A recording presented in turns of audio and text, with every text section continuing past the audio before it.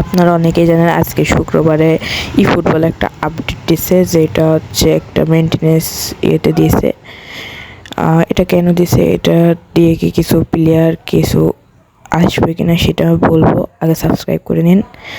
তো এই আপডেটটা হচ্ছে আমাদের কালকে যেই আপডেটটা দিয়েছিল বিগ আপডেট, সেটা দ্বারা একটা সব গ্লিচ মিলিচ হয়েছে, সেগুলো ঠিক করার জন্য আপডেটটা দিয়েছে।